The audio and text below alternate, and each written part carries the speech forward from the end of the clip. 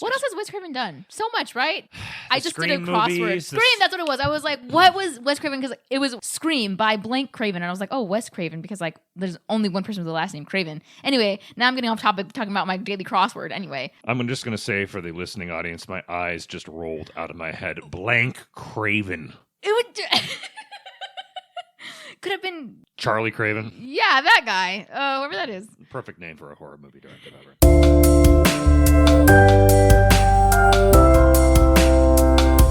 Hi, everybody. I'm Liz Ramirez, the spooky co-host of The Critics in the Crowd.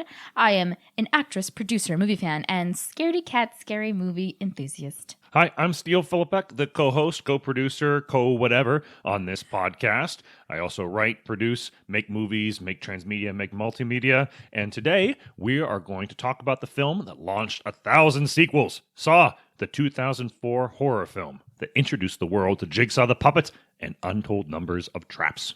So, this time around, Steele, it was you who suggested Saw, which I have never seen and was quite scared to watch. I am very much a no-body horror kind of scary movie girl, but I was willing to take one for the team for you. And in the end, it really wasn't as bad as I cracked it up to be. I'm not usually a body horror fan, with big exception being The Thing. Most of the time, I prefer more psychological horror films. I wouldn't necessarily call The Exorcist a psychological horror film, but Rosemary's Baby, we talked about It Follows, which I also enjoyed. Excuse me for 1 second. Nice. Perfect, right?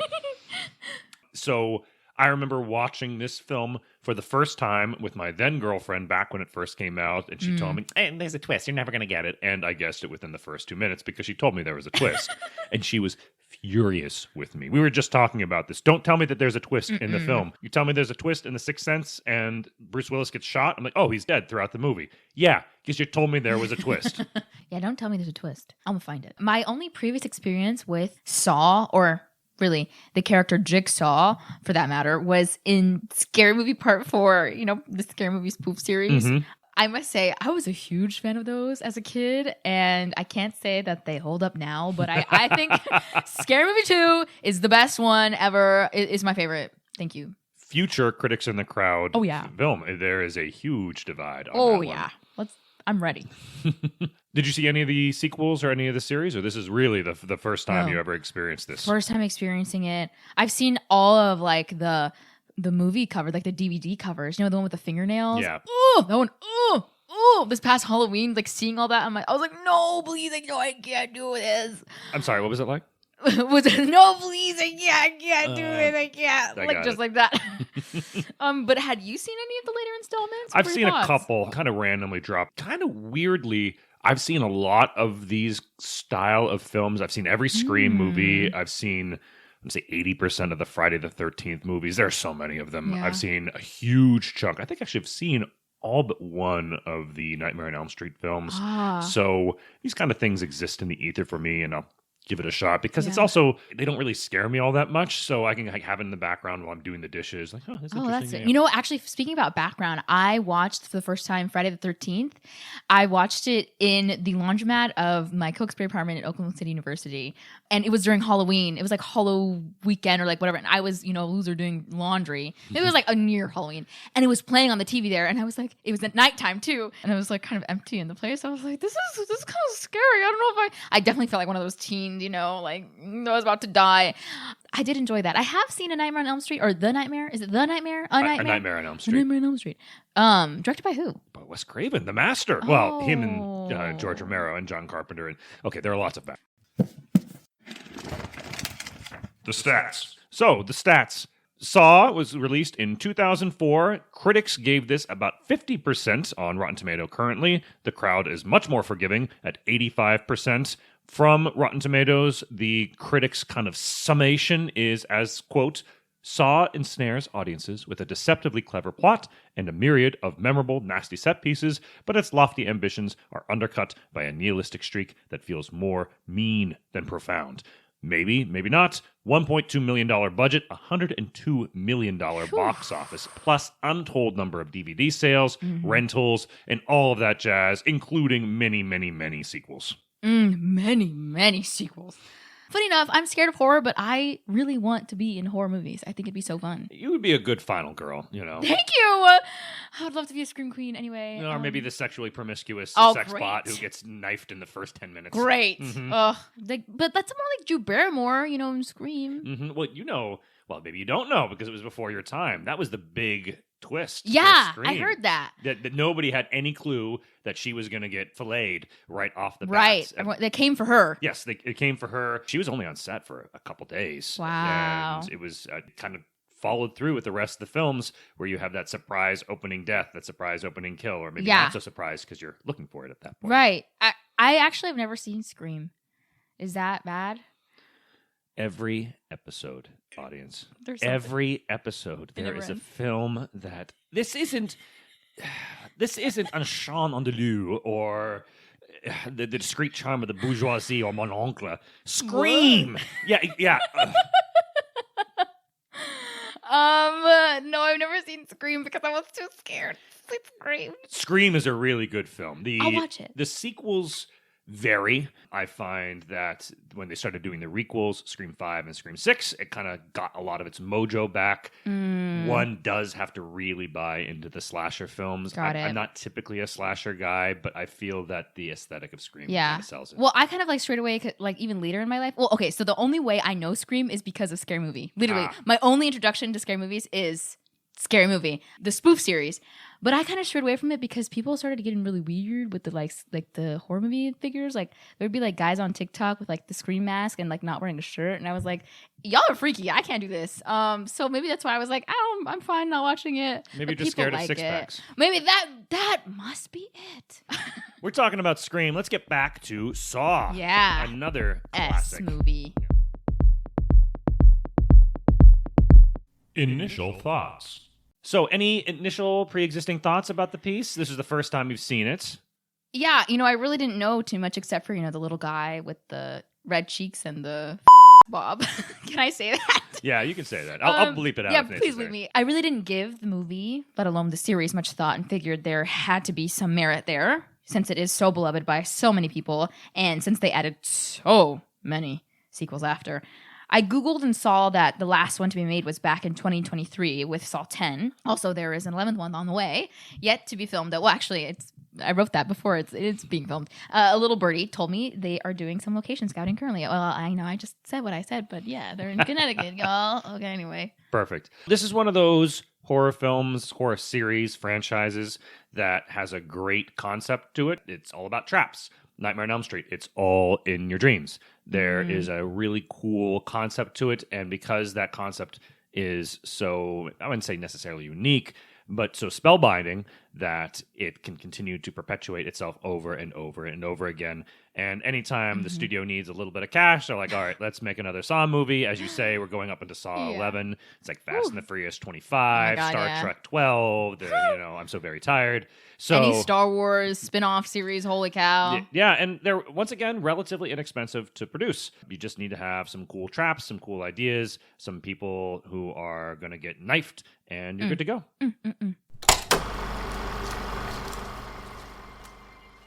We open in the dark, specifically in a bathtub.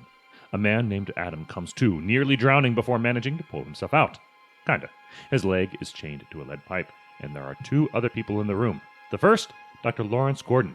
Like Adam, he has no idea why he's here, how he got in, or what to do in this kind of situation. The other, a corpse, holding a tape recorder and a gun. Was this a murder? A suicide? Death by natural causes? We don't know.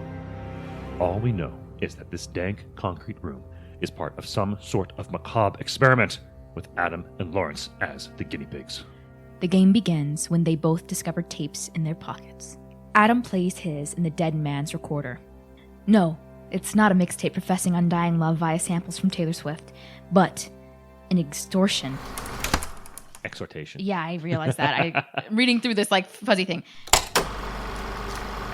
It's not a mixtape professing undying love via samples from Taylor Swift, but an exhortation to survive at any cost.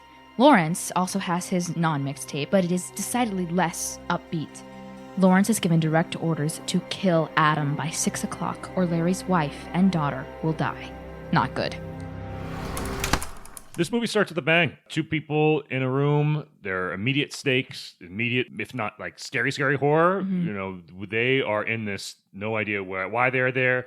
Like us in the audience, we're kind of thrown into this mix and we're introduced to the game really quickly. Yeah. There is craziness and you're going to have to figure it out. Otherwise, bad stuff happens. Oh yeah, I was like, whoa, what's going on? That's how I felt watching that. And so I was immediately drawn in, even though I was scared. I was like, wait, this is kind of interesting. Okay.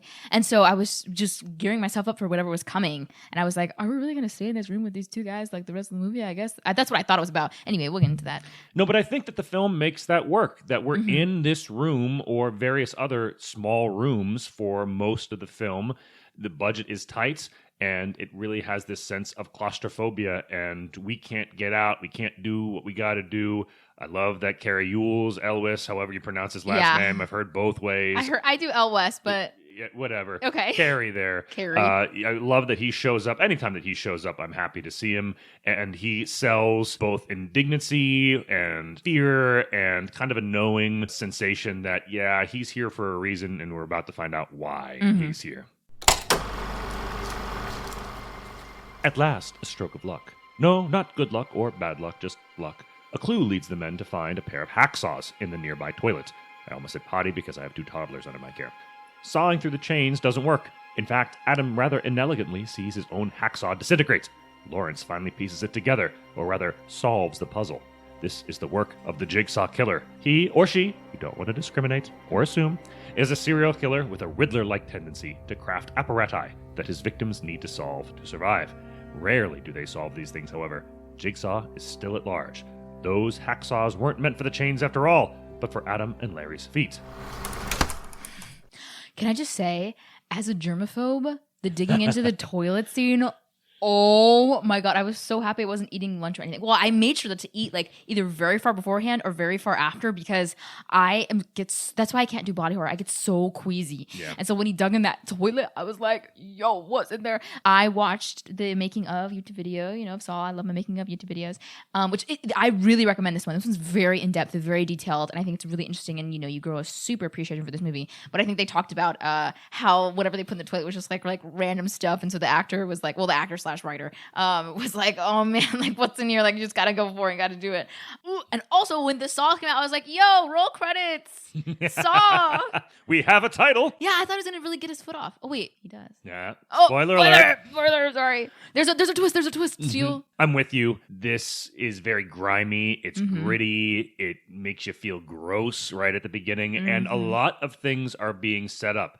The tape recorder, the saw, as you say, the Jigsaw killer, the backgrounds of these two people. In a very short span of time, we have a lot of plates in motion. And I think that is a big reason why audiences respond to this, that there is a lot going on here, and it allows for rewatching. That you can go and see, like, oh yeah, they did set that up. They did do this thing. Once you kind of know how the puzzle is done, you can go back and appreciate all the setup. Kind of like when you know how a magic trick is done. Yeah. It's amazing when it first happens. Then you learn it. You're like, oh, well, that's kind of mundane. And then you go back and you see it again. You're like, actually, that's kind of cool, that you can pull that off. This is bad. And Dr. Lawrence knows that it can only get worse. Larry himself was once suspected of being Jigsaw. And with that, we get a patented flashback. It's 5 months in the past. Dr. Lawrence Gordon, or as we know him, Larry, is leading a class of residents around the hospital, pausing to discuss a case of one John Kramer, a patient who is suffering from terminal brain cancer. That'll have to wait, however. 2 detectives, David Tapp and Stephen Singh, found Larry's pen light at the scene of one of the murders of the serial killer Jigsaw. Thankfully, he has an alibi, but he's not out of the woods yet. He views the testimony of Amanda, a drug addict and the only known survivor of Jigsaw. The detectives manage to deduce where Jigsaw is located based on Amanda's testimony, save a potential victim from a trap, and nearly capture the murderer himself. Nearly being the key word there. Jigsaw escapes. Detective Singh dies via shotgun from one of Jigsaw's traps, and we are back in the present. Danny Glover shows up. Anytime he shows up as a grizzled cop over the hill, I'm too old for this. Yeah, I know. I was like, hey! That's how I felt. I was really excited. Also, wait. Ken Leung. He was in Rush Hour 1. And Lost and Industry. This guy has been around. I love him. There is quite a talent level in this film. Oh, yeah. As we talked about, Carrie Yules, Elwes, however you pronounce it, Danny Glover, Ken Leung. We have Dina Meyer, who I had a crush on since time immemorial from Starship Troopers. Oh, she was so hot back in the day. We also have Monica Potter, Mackenzie Vega, we have Benito Martinez, and last but not least, Michael Emerson as Zepp Hindle, who we're about to meet, who has been in many, many television shows and films, not the least of which is Lost, Person of Interest, and The Practice. We meet Allison, Larry's wife, and Diana, his daughter. They're being held captive by Jigsaw as part of the killer's sadistic games. Their muffled pleas and whimpers broadcast for Lawrence to hear. Jigsaw himself, is watching everything, thanks to a hidden camera observing Adam and Larry as they try to piece together what is going on. That killer is not the only person who is getting off on a bit of voyeurism. Detective Tapp of Detectives Tapp and Sing is closing in on Jigsaw. He was dismissed following his partner's death and has become obsessed with capturing the serial killer responsible. Unfortunately, Tapp still thinks Larry is the killer, which has led him down a number of wrong roads like a drunk Milwaukeean at 1 a.m. on New Year's Day. He's so close and yet so far. Larry Gordon isn't going to give up so easily, however. His Nancy Drew-esque search for clues has led him to the discovery of a pair of cigarettes, a lighter, and a cell phone. Adam wants one of those ciggies to help keep the edge off, but Larry, ever the dutiful physician, tells him that it's bad for his health. Both of them share with each other how they were abducted, not without a little bit of suspicion and camaraderie in equal parts. Lawrence tells of how he was taken by a figure in a pig mask, while Adam found a puppet in his house, which the audience will now recognize as that most famous of serial-killing figures, Jigsaw, after which Adam was taken. One other secret, Adam's dark room was filled with photos of Larry Gordon. Obsessed much? So let's talk about Jigsaw. He's kind of become this figure in pop culture. He's an icon. He's an icon. Even if you are not familiar with the Saw movies, one would have seen Jigsaw everywhere. Mm-hmm. What are your thoughts about Jigsaw? You know, we have Freddy Krueger, we have Jason Voorhees, now we have Jigsaw. What are your thoughts? I feel like you so need, especially at that time of horror, you need that iconic, that thing. You know, you have Freddy Krueger, like you said, you have Jason, you have Mike Myers, you know what I'm saying? Mm-hmm. And so I think it was such a genius choice on the part of the writer's director. And I think they did such a great job. He's terrifying to look at. And he has some great cheeks. I'm not going to lie, though. He got some good genes or some really good, what do you call it? Chiseling? How do you chisel wood? I don't know. Yeah, wood carving. Yeah, he's got some really good wood carving, okay? Some people have six packs. This guy's got cheeks. I kind of agree, particularly at this time. Now we're seeing something more like The Purge or Smile, where it's a little bit of this entity, this large scale people figures. We talked about this in It Follows, where it's not just a single figure. This figure can take on any persona, many forms. But like Scream, I think having that central figure, that central iconic horror figure, Chucky, whatever, does help a franchise overall, because you can just see that and it becomes iconic, much like Bugs Bunny is to Looney Tunes or Warner Brothers, or Ronald McDonald was to McDonald's. Pour one out for poor Ronald. No, and I think he's just awesome too. I think he's really, really cool. The clown, the innocent, played for horror, a classic trope. And then a ventriloquist dummy on top of that, like, oh my god, goosebumps much? Anyway. Allison isn't faring much better than Adam or Larry. She's got a gun to her head and instructions. She is being forced to call her husband and warn him not to trust our good friend, Adam. Adam himself admits to Larry that he was hired by Detective Tapp to spy on the good doctor. Larry has his own secret. He was conducting an illicit affair with one of his intern/med student/trainee/residents. Lawrence's abduction wasn't by happenstance, it seems. He was involved in a tryst on the night of his capture. It seems this is all a test for both of them. Who is going to break first? What I like about this picture, unlike prom night, is that there are stakes, and it's clear that everybody has their own motivation, and they're all going about it, even if it's as simplistic as I need to survive. Detective Tapp is trying to find the killer. Adam and Larry are trying to survive while dealing with their own secrets. Allison and Diana are wrapped up in this. We think we know what Jigsaw is all about, but do we really? You know, there's a lot of spinning plates, a lot of things going on, and it kind of keeps everything in motion. Yeah, that's what I was going to say, is exactly like, who do you trust? We're thrown into this. We're in the room right there with them, and I like that. I like that feeling given to us by James Wan. I really was in it at this point. I was like, what's going to happen? You know, we see one of Jigsaw's sort of... We think we know who he is, right? Because it's sort of revealed that one of Gordon's, I don't even know what to call it, residents? Yeah. He's just like a nurse dude. Sorry, nurse dude. But he's the one. You know, we get the pan up and it's him. And we're like, oh my God, that's Jigsaw. Oh no. And, you know, we later find out things. But I was just like, I felt like a mad detective trying to go around trying to piece all these things together, just like our Detective Tapp, you know? Yeah, there's a conspiracy board with a yarn tying things. And I was upset about Detective Singh too, so I was like, you better get him, okay? I wasn't expecting this revenge cop plot. I didn't expect that B plot, but I was so into it. It was sold very well. I was surprised to learn that this was James Wan's first film. I've seen many of his films, and that he managed to pull this off right off the bat, you know, explains why he keeps getting work. Absolutely. I am such a James Wan fan. And Really? It was so fun to get to see his earliest work, his setting up of the setup to the scare. You see a lot of like the shots that he likes to do. And it was very reminiscent of The Conjuring, you know, that's the work he's done in the Conjuring series. That's really what I'm a big fan of. But I was just like, oh, it's like baby James Wan, but it's so good even then. The man knows how to direct a hit with Saw, with Dead Silence, with Death Sentence, with Insidious, with The Conjuring, with Insidious Chapter 2, with Furious 7, with The Conjuring 2, with Aquaman, and the less said about Aquaman and the Lost Kingdom, the better. Yeah. But in any case, that's a pretty impressive track record for someone who is mostly doing genre and Hollywood work. I'm not going to say that any of those Oscar pictures, but James Wan knows how to get the most out of his premise. Absolutely. I think that The Conjuring deserves an Oscar. I will die on that hill. Insert rolling eye Steele picture here. We're nowhere close to the end, it seems. Adam isn't willing to give up or give in. Amanda won't be the only survivor of Jigsaw's machinations.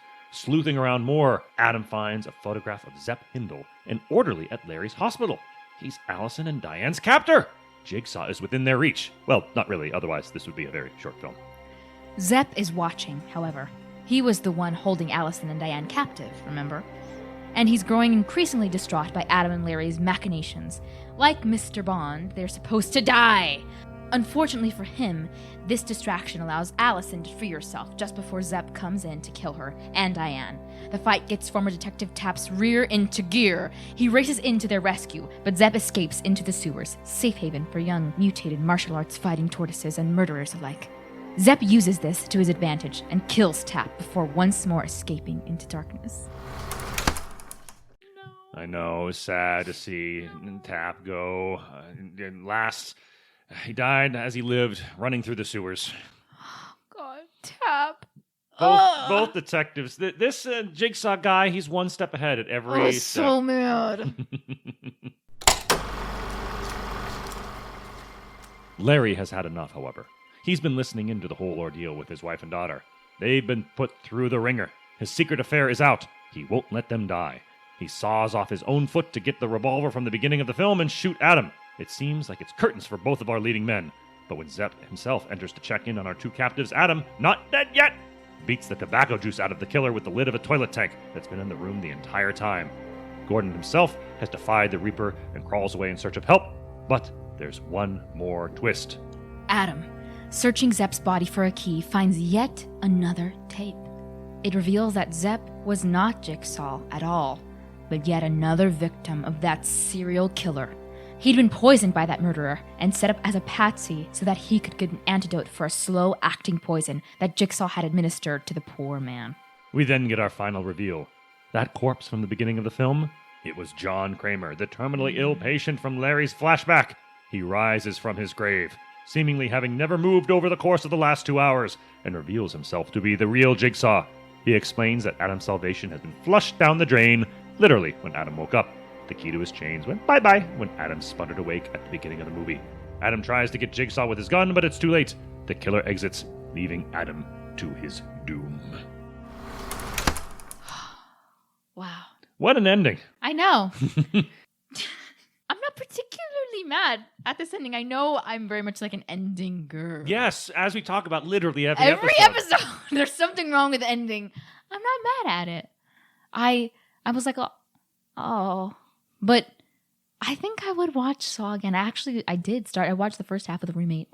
Was like, hey, we should watch it together. It was Halloween time. I get it. And I was like, yeah, no, I kind of dig it. I dig it. It is a morality play, Yeah. and I'm not going to say that anybody in this film deserves to die, but there is a sense of, well, Larry was having an affair, and Adam's a creepo, and Detective Tapp is, obsessed, and I think that it still works because of the gross out factor and that the traps work, that everybody is responsible for their own death in a certain way, to a degree.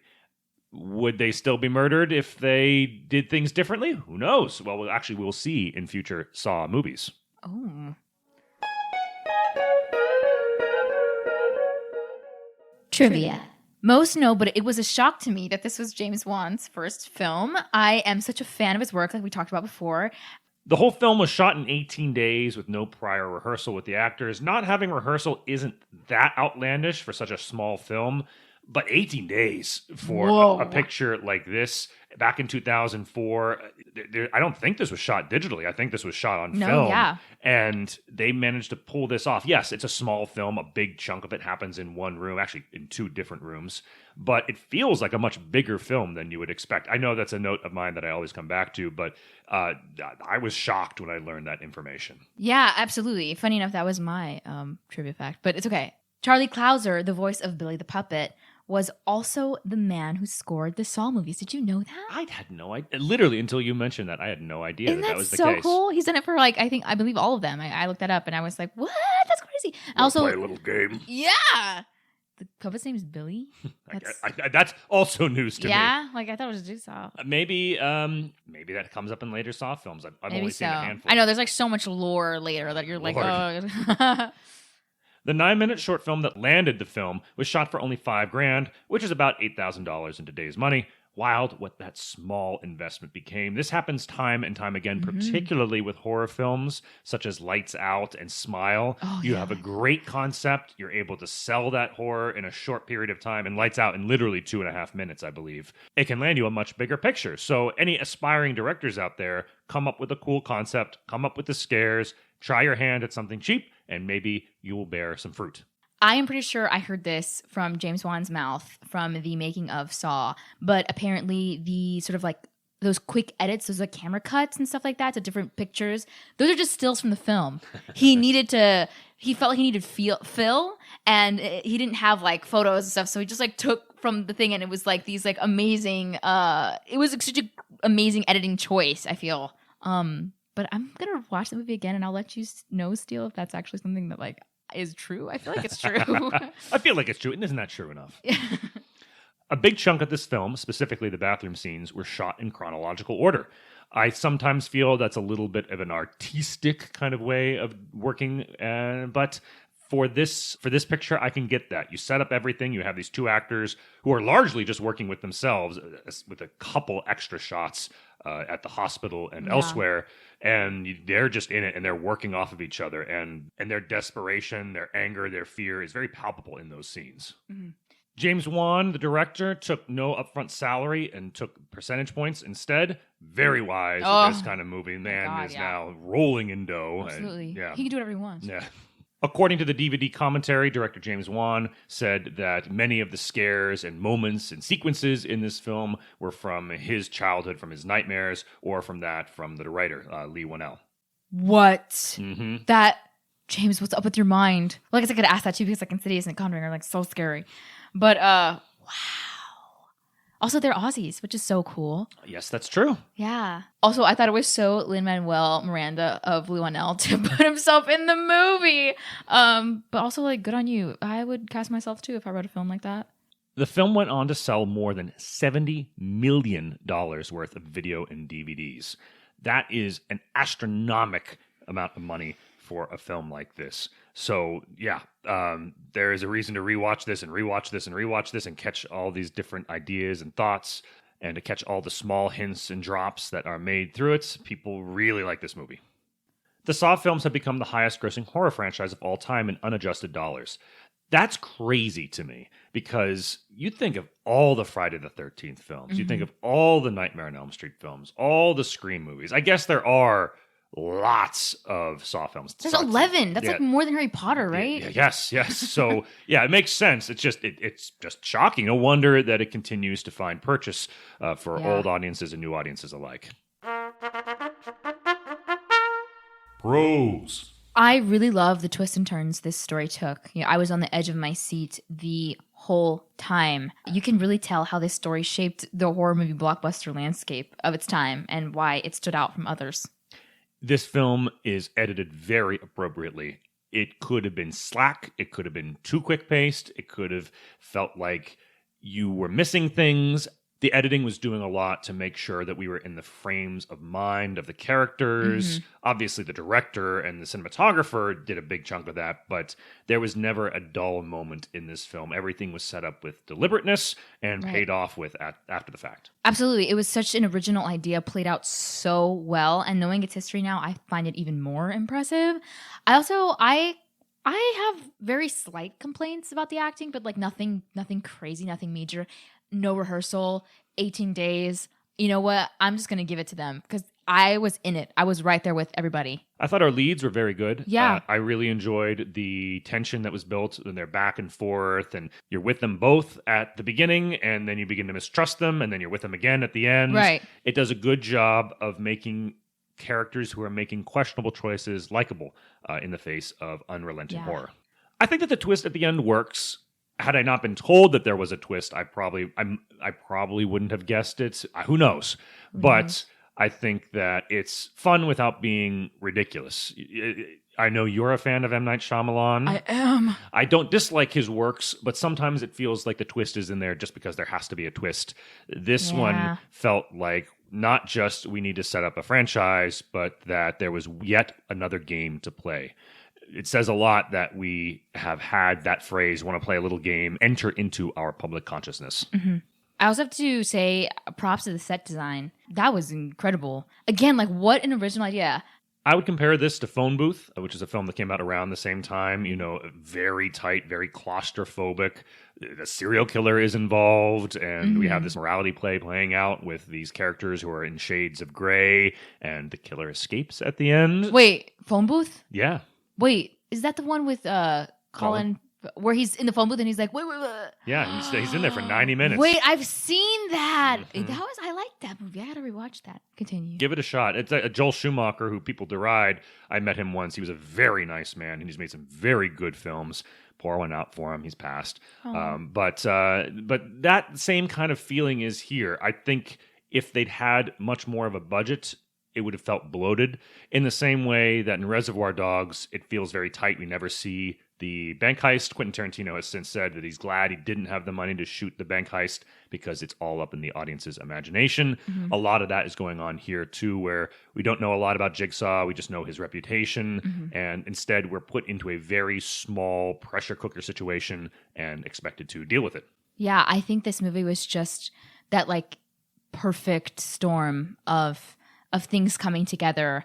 I always feel like things are meant to happen. Things happen for a reason. And I was just like, yeah, I could see why this is so iconic and why it's gone on to have as many, well, maybe not as many, what do you call it? Sequels or, the franchise. Franchise. Yeah. But I can see why people love it. Cons. I feel like this can be a common comment that I have, but sometimes I was struck with cringe. But I feel like that's just 2004. That's what it is. Like a little bit of cringy acting. But again, I don't really want to complain about the acting or the like over dramatic or them taking themselves maybe a little too seriously. But I feel like that's like, it's a sort of quality that I can't pinpoint of movies of the time. But yeah, I really don't have many cons besides that. I'm not a huge body horror kind of fan, Yeah. so like that kind of stuff wigs me out. It's not a problem with the film, it's just not my cup of tea. Mm-hmm. I also feel that this is not trying to be Citizen Kane. This is not trying to be highfalutin. This is a very well structured and well shot and well scored film, but I wouldn't put this in the upper echelon of motion pictures. So that's not really a complaint, but this is a kind of a rewatchable fun romp that will not win any Oscars. I think you've said Citizen Kane in every single one of our episodes. Well, it's a great movie. You're right. It's my stand-in. Well, I say you're right, but I don't know. I've never seen it. I just know people say it's really good. Of course you haven't seen it. Oh, shut up.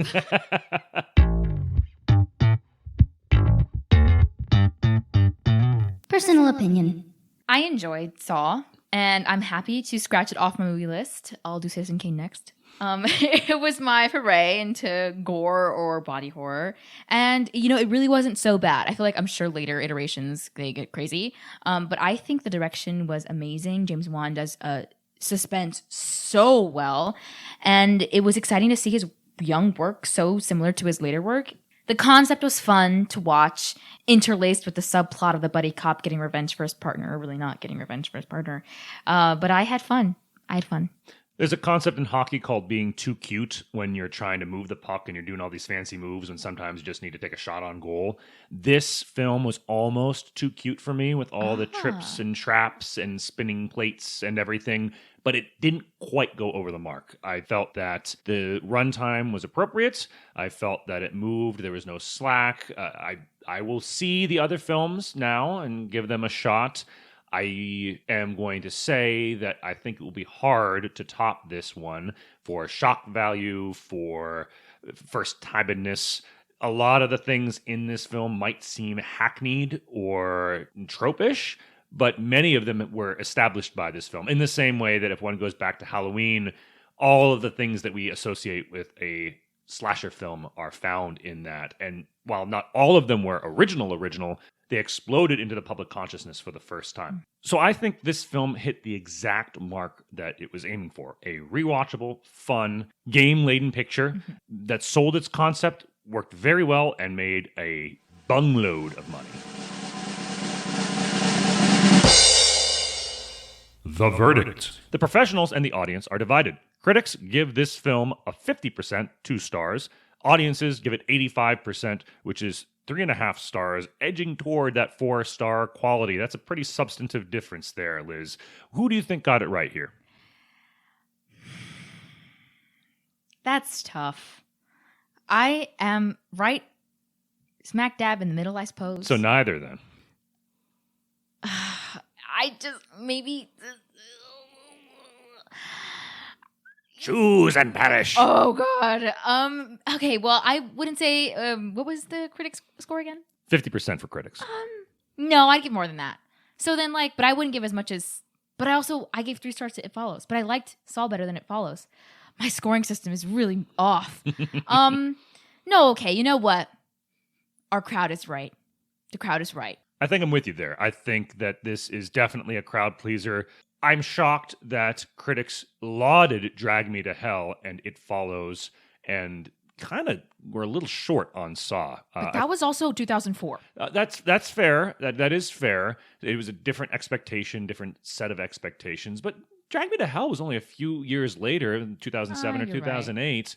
And critics loved that film. And while I did enjoy that film a lot, much more so than you, it didn't have more qualities to it than Saw did. It's a different film, of course. But I also think maybe Saw is just too close, and not to be weird about this, but too close to 9/11. I feel like so much changed in the filmscape, in, our lives. I mean, American lives, to be specific. But in the filmscape, I feel like maybe something like, Jigsaw is a terrorist. So, so potentially that could be like, we're not really ready. I know it's only 3 years after the horror that happened on that day, but I feel like potentially Drag Me to Hell is a little farther. And when you bring demons, not real things, into it, people can, have a little more grace, potentially. Understandable. I think that this is the classic popcorn flick. I'm with audiences. I would watch it again. It's not my favorite movie that we've done. It's not my favorite movie ever. Citizen Kane. No, I'm teasing. But I do think that there is a lot going for this, obviously, since it's launched so many sequels. Yeah, it was a good thriller horror movie, but, I wouldn't add it to my Halloween watch list, unfortunately. Any last thoughts, Liz, before we check out for this episode? I had fun. Body horror may not be that bad. Check out The Thing, everybody. Not the remake, either the original or the 1982 classic by John Carpenter. Speaking of John Carpenter, if you like this movie, give Halloween a look-see. As I said, a lot of the tropes that we're familiar with in slasher picks started there, and with Wes Craven in A Nightmare on Elm Street, and obviously Friday the 13th. Saw took it to a completely different level with all sorts of trips and traps, and I think that there is a lot of overlap if you enjoy those kinds of picks. We'll catch you in the next one. Stuck the landing. Thank you. Peace out.